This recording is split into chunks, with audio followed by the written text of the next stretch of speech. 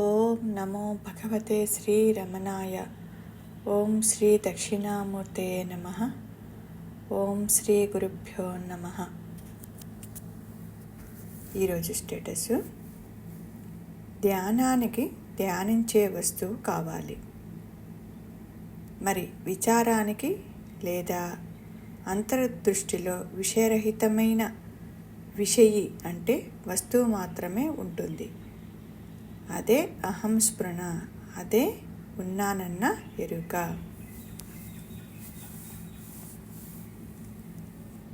మనము ధ్యానం చేయాలంటే ఒక వస్తువు ఉండాలి, అంటే ధ్యానించే వస్తువు అవసరం, అంటే ఆబ్జెక్ట్ ఆఫ్ మెడిటేషన్ అవసరం. కొంతమంది శ్వాసపై ధ్యానం చేస్తారు, కొంతమంది మంత్రంతో ధ్యానం చేస్తారు, కొంతమంది నామం పైన ధ్యానం చేస్తారు, కొంతమంది రూపం పైన ధ్యానం చేస్తారు, ఓంకారం పైన ధ్యానం చేస్తారు. ఈ ధ్యానించే వస్తువు మనస్సుని స్థిమితపరచడానికి, బాహ్య ప్రపంచం నుండి దృష్టిని మరల్చడానికి సహాయపడుతుంది. ఇది మనస్సుని ఒకే చోట కేంద్రీకరించి అలజడిని తగ్గించి అంతర్గత శాంతిని పొందేందుకు మార్గాన్ని సులభం చేస్తుంది. విచారము లేదా అంతర్దృష్టిలో విషయరహితమైన విషయి మాత్రమే అక్కడ ఉంటుంది. దీనిని నేనెవరు అనే ప్రశ్న ద్వారా విచారణ చేయడం. ఇక్కడ ధ్యానించడానికి నిర్దిష్ట వస్తువు ఉండదు, బదులుగా దృష్టి అంతా ఉన్నానన్న ఎరుక లేదా అస్తిత్వపు భావనపైనే ఉంటుంది. విచారం అనేది మన ఆలోచనలు, మన యొక్క భావోద్వేగాలు, ఈ శరీరంతో మనం ఎంతవరకు ఉన్నాము అని పరిశీలించడం. నేను అనే భావన ఎక్కడి నుండి పుడుతున్నది? ఇది నిజంగా ఉందా? ఉంటే అది ఎవరు అని ప్రశ్నించుకుంటూ వెళ్ళటం. ఈ ప్రక్రియలో మెల్లమెల్లగా అంతవరకు బాహ్య పరిస్థితులకు అలవాటైన ఈ మనస్సు ఆలోచనల వెంట వెనకకు వెళ్ళటం మానివేసి అంతర్ముఖం అవుతుంది. ఆ అంతర్ముఖం వైపుకు వెళ్ళే కొద్దీ నిశ్శబ్దమైన, నిరాకారమైన ఎరుకను అనుభవించడం జరుగుతుంది. అదే ఉన్నానన్న ఎరుక. ధ్యానం ఎలా చేయాలి అని ఒక భక్తుడు భగవాన్ని అడిగినప్పుడు అందుకు భగవాన్ చెబుతూ తలంపులకు, ఆలోచనలకు దూరంగా ఉండు అంటున్నారు. అది ధ్యానం ఎలా అవుతుంది అని అడుగుతున్నారు. తలంపులకు దూరంగా ఉంటే ఈ లోక వ్యవహారము, ఈ దైనందిక జీవితము ధ్యానానికి ఏ విధంగా సమన్వయం కుదురుతుంది అని అడిగినప్పుడు, ఆ కర్మలు, వ్యవహారం అంటున్నావే, అవి ఎవరు చేస్తున్నారు? ఆత్మ సమక్షంలో జరిగిపోతూ ఉన్నాయి. కర్త నేను అని అనుకోవడం వలనే ఈ వ్యవహారాలన్నీ తానే చేస్తున్నాననే భావన ఉండటం వలన. ధ్యానం అనేది ఆత్మనిష్ట. మనస్సులో ఆలోచనలు నీవు వద్దన్నా బయటపడుతూనే ఉంటాయి. వాటిని తరిమివేయడానికి యత్నిస్తావు. ఆ యత్నమే ధ్యానము. ప్రాపంచిక విషయ వాసన జోలికి పోవద్దు. ధ్యానము ఒకే ఒక తలంపు పైన పెట్టినప్పుడు మిగతా తలంపులు అక్కడ నీకు తొలగింపబడతాయి. అంతర్దృష్టిలో విషయరహితమైన విషయి మాత్రమే ఉంటుంది. ఇక్కడ దృష్టి అంటే ఏంటి? జ్ఞానము. అంతర్దృష్టి అంటే తనకు తానుగా తన ఉనికిని గుర్తించగలిగిన సామర్థ్యము దేనికైతే ఉంటుందో అదే సత్యమై, నిత్యమై, ఏకమై, అద్వితీయమై, తురీయమై, పరిధులు లేక, అవధులు లేక ప్రకాశిస్తూ ఉంటుంది అని గురువుగారు చెప్తారు. అంతర్దృష్టి అనే పదము ఆత్మకు పర్యాయ పదం. అంతర్దృష్టి అని ఎందుకు అంటున్నారు? నీవు దేహాత్మ బుద్ధితో సంసారాన్ని, జగత్తుని పరోక్ష జ్ఞానముతో కలిగి ఉన్నావు కాబట్టి. అది మొదట నువ్వు మానుకో, వాటి జోలికి పోవద్దు. ఏ పని మీద అయితే ఈ దేహం వచ్చిందో అది జరిగి తీరుతుంది. నీవు దాని జోలికి పోవద్దు. నీవు ఎవరివో గుర్తించి నీవు నీవుగా నిలిచి ఉండు అనటానికి అంతర్ముఖం అన్నా అంతర్దృష్టి అన్నా అంతా ఒకటే. నీవు చేయవలసింది అక్కడ ఏదీ లేదు. ఊరక ఉండుటయే శ్రేయస్కరము అని ఇక్కడ భగవాన్ అంటున్నారు. అంటే ఇక్కడ ధ్యానానికి ధ్యానించే వస్తువు కావాలి. మరి విచారానికి లేదా అంతర్దృష్టిలో విషయరహితమైన విషయి అంటే వస్తువు మాత్రమే ఉంటుంది. అదే అహంస్మరణ, అదే ఉన్నానన్న ఎరుక అని ఇక్కడ భగవాన్ చెప్తున్నారు. ఓం శ్రీ గురుభ్యో నమః.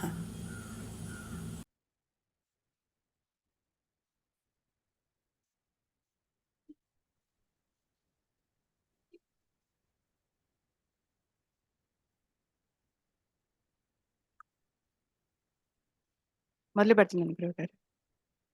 ధ్యానానికి ధ్యానించే వస్తువు కావాలి. మరి విచారానికి లేదా అంతర్దృష్టిలో విషయరహితమైన విషయి అంటే వస్తువు మాత్రమే ఉంటుంది. అదే అహంస్మరణ, అదే ఉన్నానన్న ఎరుక. అర్థమైంది గురుగారు.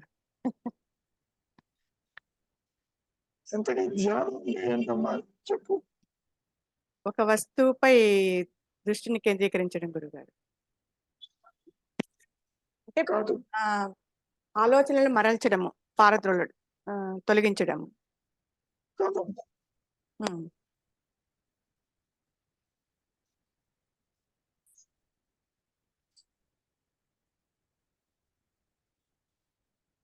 మనం మామూలుగా నేను జపం చేస్తున్నాను, వినపడుతుంది? వినపడుతుంది గురుగారు, క్లియర్ గా ఉంది. జపం చేస్తున్నాను, ధ్యానం చేస్తున్నాను, ఒక నామాన్న రూపాన్ని జపిస్తున్నాను అనేది అహంకారంతో చేసే ప్రతి ప్రక్రియ కూడా ధ్యానమే. గురువు గారు. ఓకే, అవును గురువు గారు. ముఖ్యంగా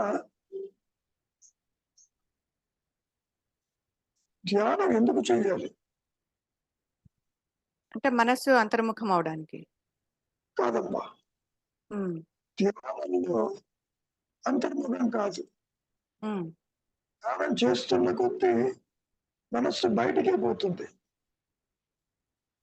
వృత్తి రాహిత్యం కాదు ఇది. ధ్యానము కూడా ఒక వృత్తి. Expression of other thoughts or holding a thought. అది ఎప్పటికీ ఎన్నటికీ అంతర్ముఖం కాలేదు. మరి ఏకాంతము కూడా అది అంటే అంటే ధ్యానం అని చెప్పలే, ఏకాంతం అని అంటారు కదా. ఇప్పుడు ఒక ఏకాంతం వేరు. ఏకాంతము అంటే నేను ఉన్న స్థితి. ఏకాంతం వాసం కాదు, ఏకాంతం. అంటే ధ్యానం కాదు గురుగారు, నాకు డిఫరెన్స్ తెలియాలి. ఇప్పుడు ధ్యానం కాకుండా ఊరికేనే ఆలోచనలు వెంట వస్తున్నా కూడా ఆలోచన పారద్రోలి ఏమీ లేకోకుండా కూర్చోవడం అది ఏకాంతం కాదంటారా? కాదు కాదు కాదు గురువు. ఊరక ఉండటం కూడా ఒక వృత్తి. ఇప్పుడు ఆలోచన వచ్చింది మరి రామ రామ కృష్ణ కృష్ణ అంటూ కూర్చుంటావు. అది అంతర్ముఖం కాదు, బాహ్యముఖం. అవును గురుగారు. ఏకాంతము అనే పదంలో ఒక ఎరుక మాత్రమే ఏకాంతము. అది నువ్వు చేసేది కాదు. ఏకాంత వాసం చేస్తావు, అందరినీ వదిలి పోతాం. ఉమ్, అంటే ఉన్న ప్రదేశం వదిలి దూరంగా వెళ్తాం. ఉమ్.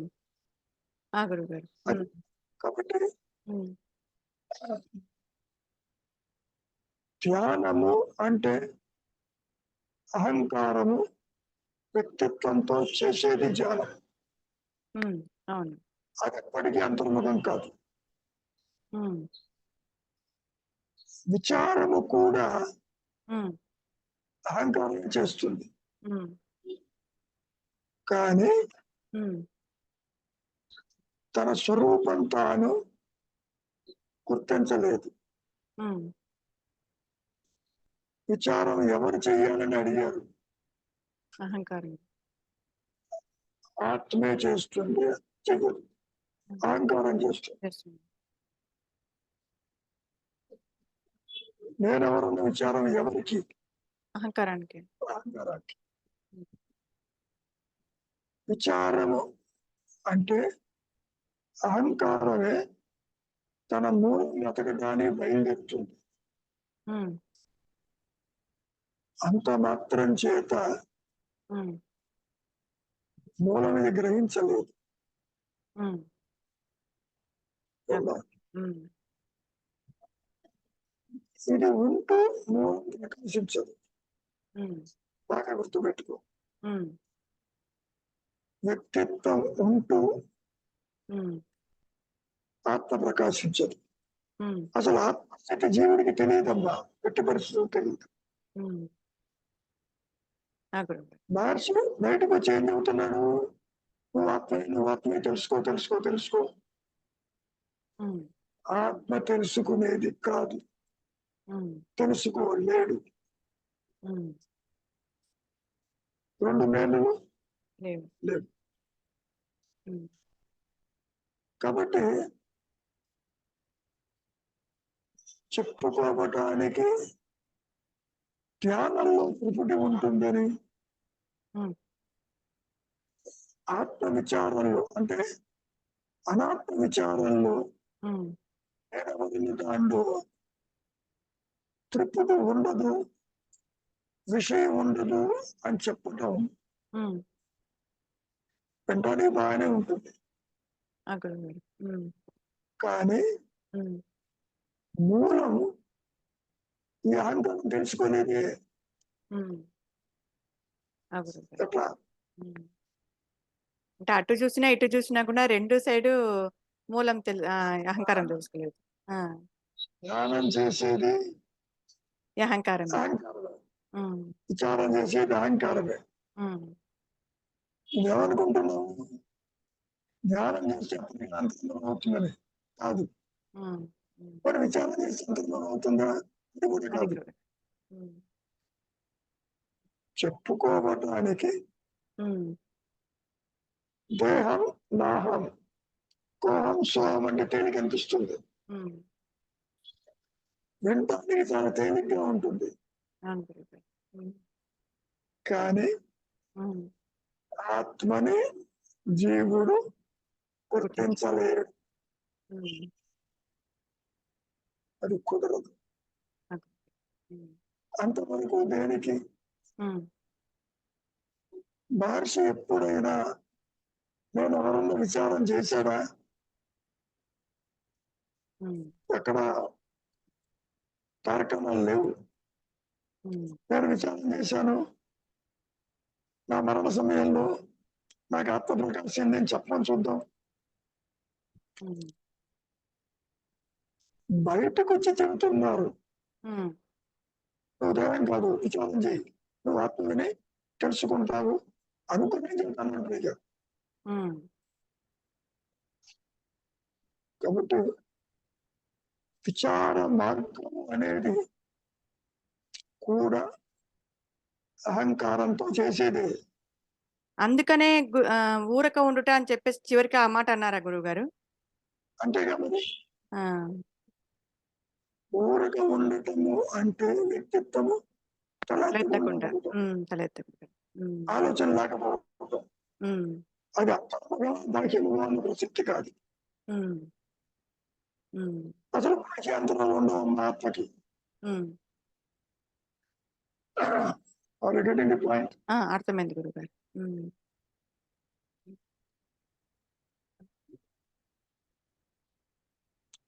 నేనెవరన్న ఆత్మ విచారము అందరికీ పనికిరాదు. అదేదో ఒక మార్గం అయినట్టుగా, కుండలిని మార్గంలాగా. హ్మ్. యాక్చువల్‌గా అది మార్గం కాదు. హ్మ్. విచారం చేసేది అహంకారమే. హ్మ్. దానికి తెలియదమ్మా. గురుగారు. హ్మ్. ఇక్కడ హ్మ్. అయ్యో! హ్మ్. విచారం చేసినంత మాత్రాన హ్మ్. నేను ఆత్మగా ఉన్నాను, నువ్వేమీ కాదు, అంటే నేనేమో అని చెప్పదు. హ్మ్. హ్మ్. గురుగారు. హ్మ్. అట్లా ఉండదు. హ్మ్.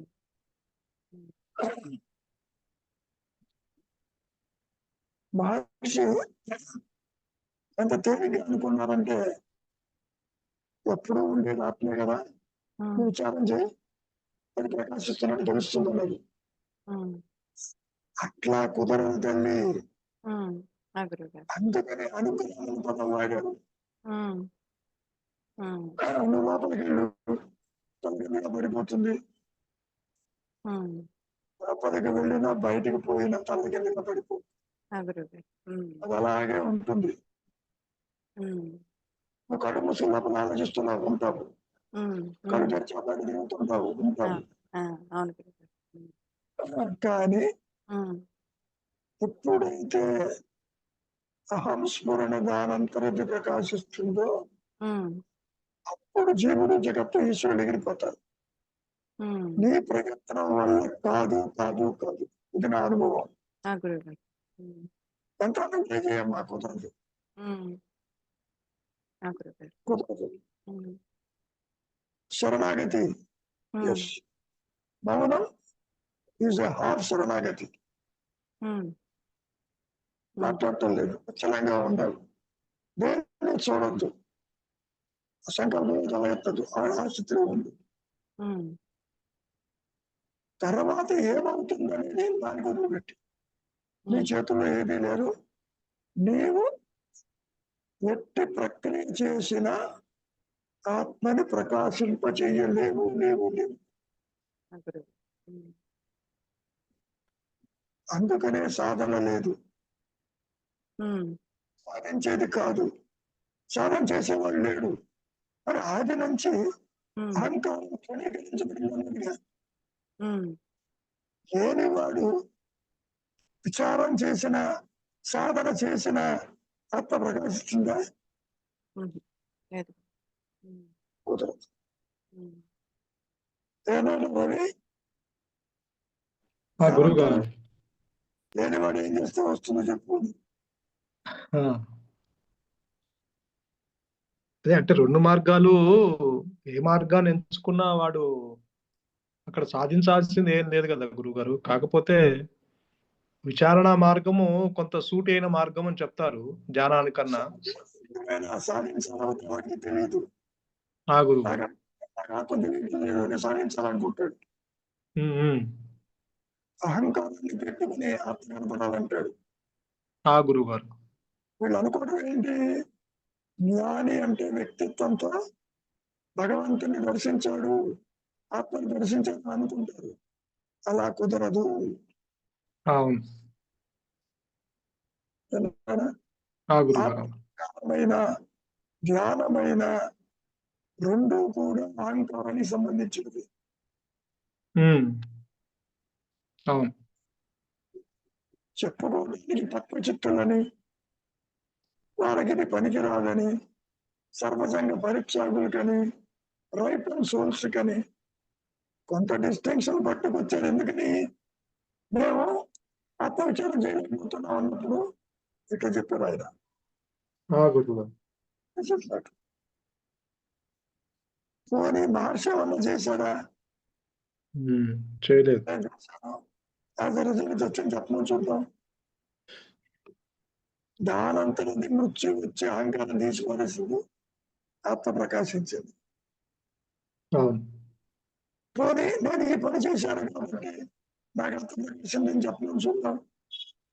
ఉమ్. నిజంగా. కాబట్టి దండమీద మనసుతో చెప్పేవే ఈ మాటలండి. ఉమ్. అవేవి సత్యం కాదు నాయన. గురువు గురువు గారు. శాస్త్రములైన ఇండికేటర్స్ మాత్రమే. ఉన్నాయి అక్కడ. అందరికీ మరణం ఎంతో త్వరగా చెందనుకున్నా.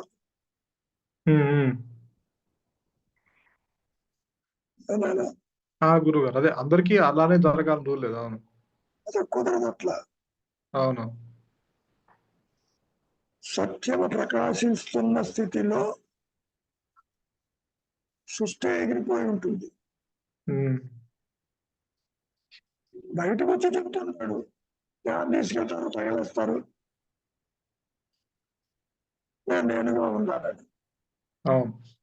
దానివల్ల నీకేం ప్రయోజనం లేదు. ఉమ్. అవును గురుగారు. అవును. ఎవరు ఎవరికి ఏమీ అందించరు, ఎవరెవరికి ఏమీ కారు. నువ్వు అనుకుంటావు నాదే నాదే అనుకున్నప్పుడు బంధంలో చిక్కుకుంటావు అంటే ఏనా గురువు గారు. ఇప్పుడు చెప్పట్లా పోవాలో. అదే అంటే ఇక్కడ భగవాన్ ఇది రెండిట్లోనూ అది ఇక్కడ విషయము ఉంటుంది. ఆత్మవిచార మార్గంలో అక్కడ ఇద్దరిలోనూ కర్త ఉంటాడు. ధ్యానం చేసేటప్పుడు కర్త ఉంటాడు, ఇక్కడ విచారం చేసినప్పుడు కర్త ఉంటాడు. కాకపోతే అక్కడ ధ్యానం చేసేటప్పుడు ధ్యానించేవాడు, ధ్యాన వస్తువు, ధ్యానించే విషయము ఉంటుంది కాబట్టి ఇక్కడ ఆత్మ విచార మార్గంలో విషయం ఉండదు అంటారు భగవాన్. కర్త ఉంటాడు కానీ విచారింపవలసిన విషయం అంటూ ఏమీ లేదంటారు. పరిడిపోతాడు, ఎట్టిపోతాడు. కనీసం ధ్యానంలో అయినా ఒకదాన్ని కల్పించుకుని పట్టుకోవడానికి ఏం వస్తాడు. ఒక ఆలోచన పట్టుకోవచ్చు అక్కడ. రాముడు ట్రై చేస్తాడు. గురువు గారు విచారం ఎట్లా మరి చెబుతాడు. పైగా అంత లాభం లేదనుకో, చీకటిగా ఉంది, ఇక్కడ ఏం లేదంటే అంత అసూర్యుగా చూస్తున్నారు చూడు, మళ్ళీ మనకే వస్తుంది. మళ్ళీ కథ దగ్గరకే వస్తుంది, మళ్ళీ అహంకారం దగ్గరకే వస్తుంది. కాబట్టి విచారము ఈజ్ ఈక్వల్ టు ఆత్మ కాదు, ధ్యానము ఈజ్ ఈక్వల్ టు ఆత్మ కాదు, పోనీ మౌనము ఈజ్ ఈక్వల్ టు ఆత్మ, అదే కాదు. మరి విచారమే మార్గము, అదే గమ్యము అంటున్నారు. నాయన నువ్వు కనుక ఫస్ట్ వస్తే నీకు ఉద్యోగం కావాలన్నట్టుగా ఉంటుంది. ఫస్ట్ వచ్చేది లేదు, ఉద్యోగం లేదా. గురువు గారు కార్యకాల సంబంధం లేవు కదా. అందరూ జ్ఞానమే, ఉన్నదే జ్ఞానము. మీ సమస్య ఎక్కడ వచ్చింది? వ్యక్తిత్వంతో దర్శించాలి అనుకుంటున్నారు మీరు. చక్కమైన అలా కుదరదు నాయన. నీ జ్ఞాన దృష్టి అహంస్ఫురణగా ఉంటే అనంతంగా ఉంటుంది, అహం దేహంగా ఉంటే పరిమితంగా ఉంటుంది. రెండూ కలిసి ఉండవు. రెండు దేహాత్మబుద్ధి అండ్ అహంస్ఫురణ ఒకే సమయం. గురుగారు ఇప్పుడు చెప్పిన ఈ సూర్యుడు మనకు ప్రకాశాన్ని ఇస్తున్నాడు కదా, ఆయనకి జగత్ ఏమీ తెలియకుండా ప్రకాశాన్ని ఇస్తున్నట్టుగానేనా ఇప్పుడు ఆత్మ అంటే మనలో?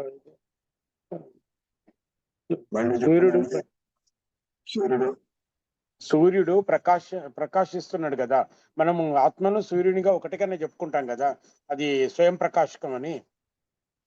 ఈ జగత్తు తెలియదు, ఈ జగత్తుకు ఏం చేస్తున్నామని. సూర్యుడు స్వయం ప్రకాశం అజ్ఞానంతో అనుకుంటున్నావు. సూర్యుడు ప్రకాశం వస్తుందని చెప్తున్నారు.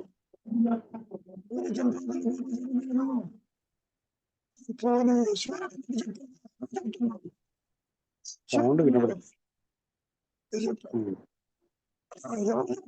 నేను చెబుతున్నా. గురుగారి వాయిస్ క్లియర్ గా లేదు గురుగారు. అమ్మా వాయిస్ ఎలాగో క్లియర్ గా ఉంటది. లేదు, కొంచెం మీరు మైక్ ముందర పెట్టుకోండి, అంతే చాలు. ఇప్పుడు క్లియర్ గా ఉంటుంది. మైకు గొంతు పెట్టుకున్నా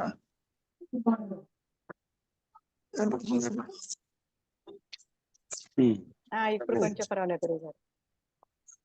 ఏమో కొంచెం వినిపిస్తుంది కానీ నాకైతే ఏం వినపడలేదు. ఒకటమ్మా గొంతు పూర్తిగా పోయింది, షార్ప్నెస్ లేదు.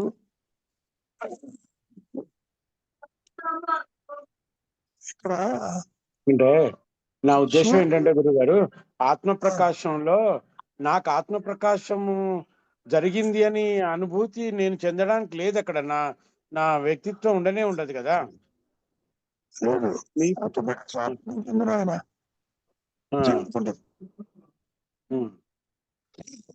అటువంటప్పుడు ఆ ఆత్మ ప్రకాశానికి నాకు సంబంధమే లేదు కదా. సంబంధం లేదు కానీ నువ్వేమంటున్నావు?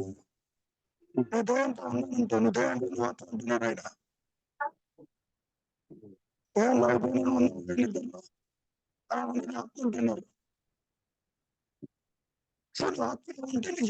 అంటున్నారు.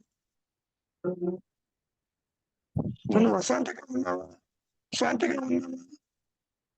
బంధంలో ఉన్నావు. ఈ బంధం నుంచి బయటపడాలి అంటే నేను ప్రకాశించాలి. అందుకని ఇన్ని గొడవలు, ఇన్ని మార్గాలు, ఇన్ని సాధనలు.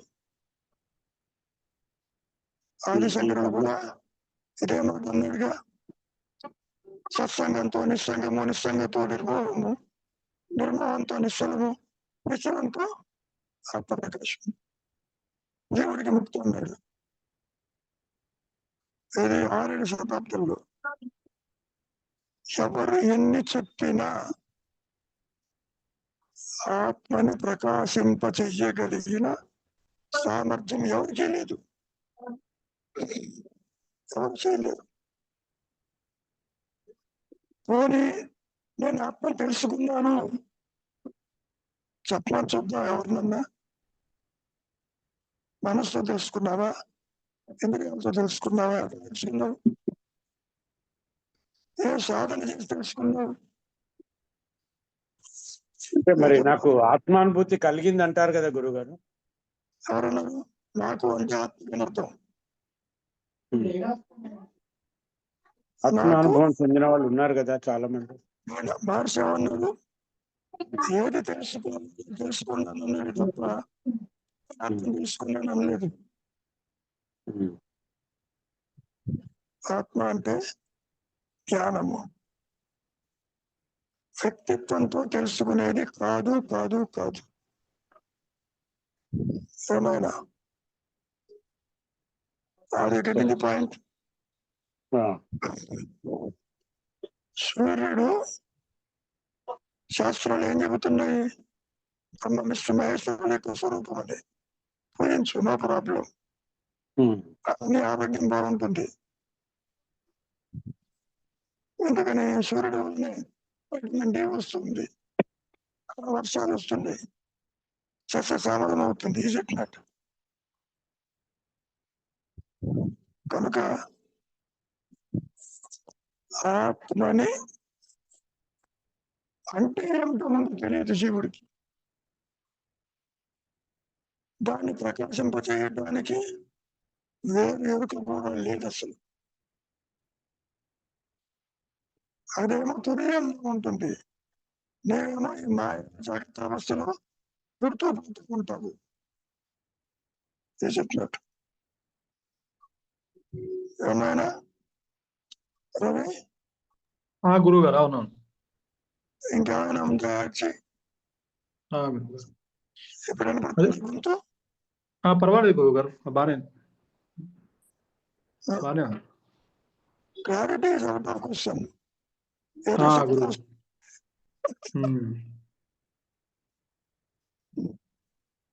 అదే అంటే వీడు ఇంకా ఏ మార్గాన్ని ఎంచుకున్నా, విచారణ అయినా ధ్యాన మార్గమైనా ఏ మార్గాన్ని ఎంచుకున్నా వీడు అది కొత్తగా పొందేది కాదు కాబట్టి అక్కడ వాడు సాధించాల్సింది కూడా ఏమీ లేదు. కొత్తగా సాక్షాత్కారం చెందాల్సిన ఆ కూడా విషయం తెలియదు, తెలియదు గురుగారు. ఆ విషయం తెలియదు, కొత్తగా వస్తుంది అనుకుంటాడు.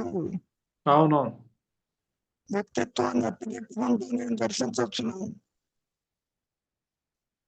నువ్వు గుళ్ళు వ్యక్తిత్వంతో దేవుని చూడాలనుకుంటావు. అసలు దేవుని చుట్టూ మేలుంటే కదా అన్నాడు మనిషి. ఆ గురుగారు. అవును. ఎవడైనా నువ్వు మిగలవు దేవుడు చూస్తుంటే ముడిపోతుంది. ఎవరు వెళ్ళరు. అవును.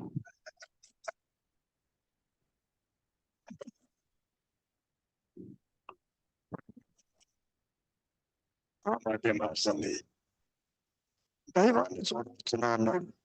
చూడటానికి మేలుంటే కదా అన్నాడు.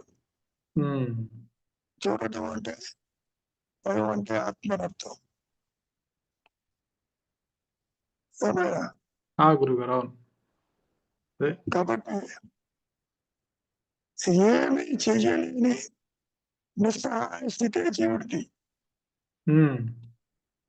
ఒకవైపు కర్మ ప్రభావం ఉంటూ ఉంటుంది. బంధాలు, బాధ్యతలు, సుఖంతో దుఃఖంతో ఎటు పోవాలో తెలియదు, ఏం చెయ్యాలో తెలియదు. అవును. కాబట్టి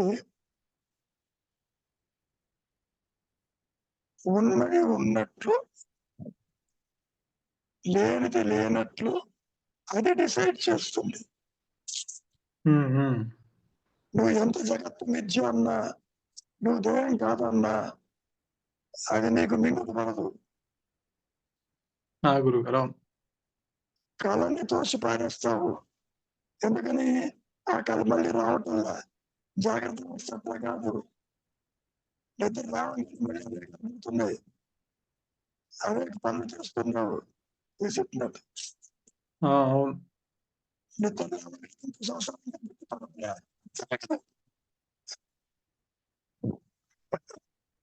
చెప్పినట్టు అదే జాగృత అవస్థ కళ అని కూడా వాడికి తెలియదు. ఇదంతా ఒక ప్రపంచం అనేది, ఇదంతా ఒక కళ అని వాడికి తెలియదు. ఎంత చెప్పినా తెలియదు. తెలియదు. ఎందుకని కళ ఎదురు పోతున్నాడు జనం. వీడు కూడా అంతే తెలుసు, ఎప్పుడో తెలియదు, గ్యారంటీగా పోతాడని తెలుసు. పోతాడని తెలుసు కానీ ఇంకా దాని గురించి మళ్ళీ పట్టించుకోడు. అది మరణం ముచ్చు వస్తుంది ఎప్పుడైనా అని దాని గురించి ఆలోచించాడు. పట్టించుకుని ఇప్పుడే పోతాడు. ఆ గురువు గారు. అవును. దాని గురించి ఆలోచిస్తే మళ్ళీ భయం వేస్తుంది. అవును, భయపడతాడు కదా. అవును. పట్టించుకుంటే ఇప్పుడు పోతాడు, పట్టించుకోకపోతే ఎప్పుడు పోతాడు తెలియదు. ఇప్పుడు అవును గురువు గారు. ఎవరైనా అనుకున్నారా ఫ్లైట్కి పోతారని ఆలోచించు. ఆ గురువు గారు. అవును, ఎవరు అనుకోలేదు. విదేట్లో వాక్యంలో చూడండి. కాబట్టి పుట్టుక ఉన్నది అంటే దాని అందరూ ఉంటుంది మరణం కూడా. కష్టపడినట్టు గీతలో అదే చెప్పుకున్నాడు. పుట్టిన దానికి మరణం తప్పదు. ఎప్పుడు తప్పదు, ఎప్పుడైనా తప్పదు. పాయింట్ అది. నీటి మీద బుడగ కనపడుతూ ఉంటుంది, అది ఎప్పుడు చితుకుతుందో తెలియదు. చెప్పినట్టు అవును. నువ్వు ఎంత వేదాంతం చెప్పుకున్నా బుడగగా ఉన్న సముద్రమే, చితికిన సముద్రమే, సంతోషించవు. గురువు గారు. అవును. అవునవును గురువు గారు. కాబట్టి ఆత్మజ్ఞానం అందించేది కాదు, బోధించేది కాదు. అది ఎప్పుడు వస్తుందో ఎవరికి తెలియదు. వచ్చేది ఏంటి ఇప్పుడు అదేం చెప్పా ఉపయోగం లేదు. చెప్పినట్టు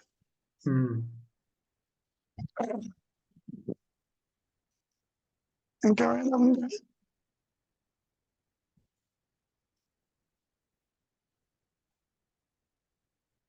గురుగారు,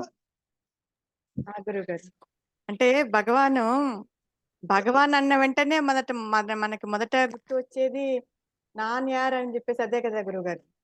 అంటే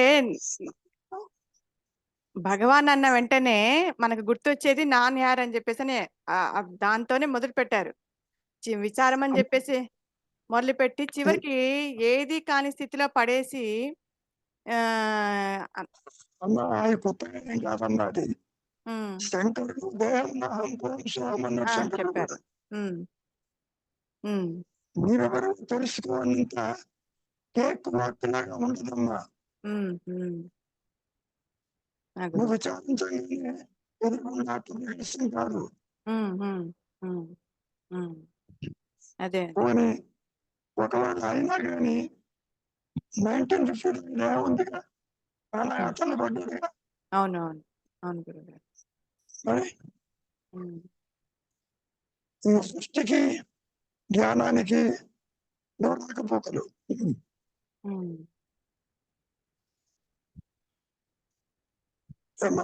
గురుగారు ఇక నీ డౌట్ ఉండడానికి వీలు లేదు ఇంకా. గురుగారు ఎందుకని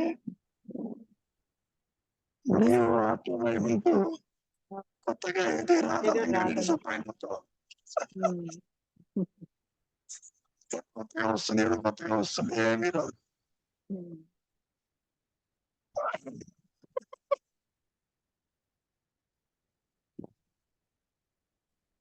ముఖ్యమైన ఉన్నిగా అది మా రవి అదృష్టమైన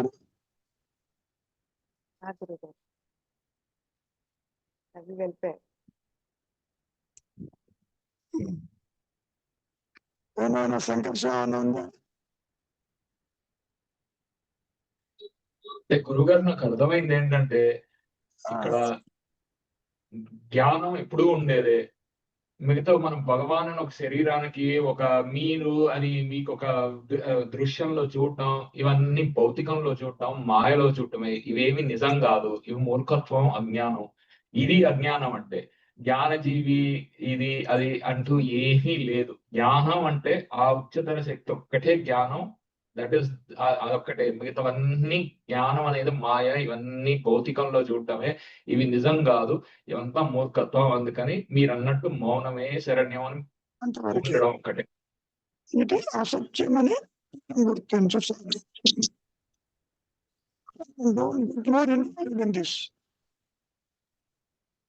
ఎక్కువగా ప్రపంచ విషయాలు ఏదో అయిపోతుంది, రేపు ఏమవుతుందో, వీళ్ళంతా ఏమవుతారో ఏమీ కాదు. అసత్యం ఈ సంసారంలో అంతే అసత్యం. ఏమైనా శ్రీనివాసరావు ఉందా? చెప్పండి శ్రీనివాసరావు గారు. కార్యకారణ సంబంధం లేదు. అలాగే సాధించేది కాదు కాబట్టి సాధన లేదు, సాధించేవాడు లేడు.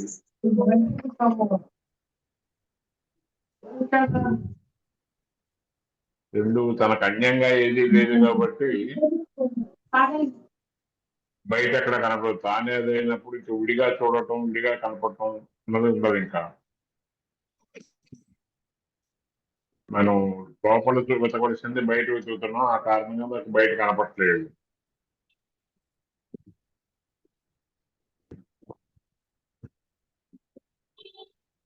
నదీనాం సాగర గతి అంటారు కదా. మార్గాలు ఎన్నున్నా కొండ శిఖరాగ్రానికి అందరూ అక్కడికే రీచ్ అవుతారు. ఏ మార్గం కదా శిఖరానికే పెడతారు. అట్లాగే విచార మార్గం కానివ్వండి, కుండలి మనకి ఏదైనా నదీనాం సాగర్ ఒకటి అర్థమవుతుంది. నువ్వు నదిని చూస్తున్నావు, సముద్రం చూస్తున్నావు. ఇక్కడ నువ్వు ఏది చూడలేవు. నీదేమో సంసారం ఎదురు చూస్తావు. కాసేపు నిద్రపోతే నీ దేహం తెలుసా పని ఆనందదాయకం. మళ్ళీ తిరిగి వచ్చేదాకా నమ్మకం లేదుగా. ఏముంటుంది లేదో ఎవరికి తెలుసు. ఏమ్మా? గురువుగారు అంటే ఇది వన్ వే స్ట్రీట్ ఇది. మనం ఈ ఈ ఈ మాయలో ఉండి మనం ఒక డ్రీమ్ లోకి వెళ్ళాము అంటే మళ్ళీ తిరిగి ఆ డ్రీమ్ లోకి వెళ్ళలేము. సో అందుకని ఇది వన్ వే. మళ్ళీ జ్ఞానంలోకి వెళ్ళామంటే జ్ఞానం నుంచి మళ్ళీ ఇక్కడికి రావడం అనేది జరగదు. అది వెళ్ళేంత వరకే ఇది వన్ వే స్ట్రీట్ అంటే ఇది. ఇక్కడ నాయన సంకర్ష, ఇది అసత్యం అని గుర్తిస్తే కనీసం దీంతో టచ్ కావు అంతవరకు. అర్థమైంది. దానివల్ల ప్రాపంచిక బంధాలు ఉండవు, బంధాలు రహితమై ఉంటావు. ఆత్మ ప్రకాశిస్తూ లేదు వేరే సంగతి. అవునండి. ఇప్పుడు అంటున్నావు ఇది నిజం కాదు, ఇది ఒక కళ. ఇందులో బంధాలు పెంచుకోకూడదు, ఎవరెవరికి ఏమీ కాదు అనేటువంటి జ్ఞానం కలిగినప్పుడు నువ్వు సుఖ దుఃఖాల నుంచి విడిగా ఉంటావు అంతవరకే. అవునండి. వ్యక్తిత్వంతో ఆత్మని తెలుసుకునే వాళ్ళు ఎవరు లేరు నాయన. అర్థమైంది.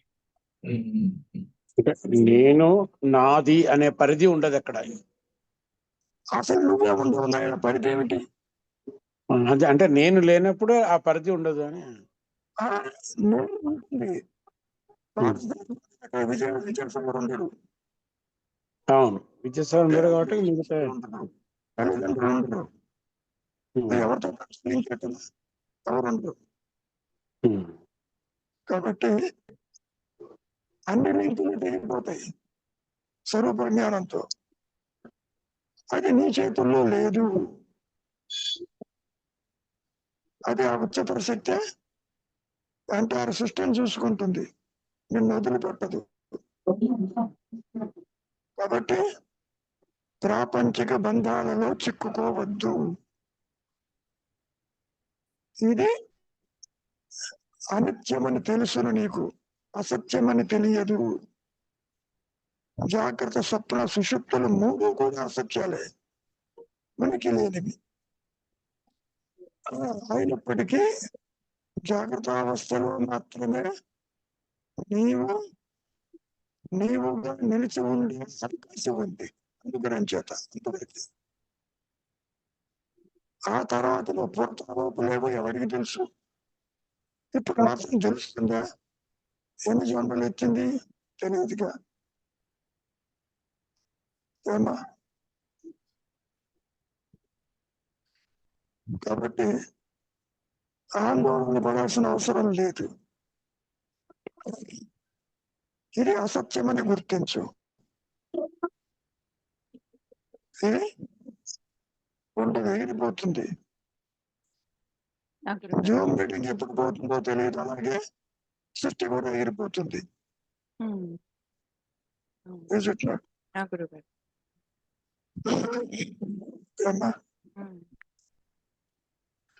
నీవు చెయ్యటానికంటూ ఏదీ లేదు. బంధాలు లేకుండా ఉండండి. Be within, feel without. దేని మీద ఆశ పెట్టుకోవద్దు, దేనితోనూ ఇష్ట అయిష్టాలు పెట్టుకోవద్దు. నాది నీది అంటూ భేదాలు ఉంచుకోవద్దు. సమదృష్టిని అలవాటు చేసుకోండి. ఎంత అసత్యమో నువ్వు చూస్తున్న జగత్తు కూడా అంతే అసత్యం. కనుక అభేద స్థితిని అలవాటు చేసుకో. కనీసం దేని వలన నీకే ఇబ్బంది ఉండదు. అంతవరకే ఈ జీవుడు చేయగలుగుతాడు అంతే. అంతవరకే నువ్వేం చేయలేవమ్మా. ఇది ఎటుపోతుందో నీకే తెలియదు. మరుక్షణం ఏమవుతుందో ఎవరికి తెలుసు. గతాన్ని స్మరించవద్దు, భవిష్యత్తును ఊహించవద్దు. వర్తమానంలో ఆలోచన రహితంగా ప్రశాంతంగా ఉండి కర్తలోని కర్మలు చేస్తున్నావు. ఇప్పుడు కూడా నాది నాది అని అనుకోకూడదు. నీదంటూ ఏది లేదు. నీ దేహం లేదు కావు, నీవు కాదు. ఉమ్. సో మిగిలిన సంసారము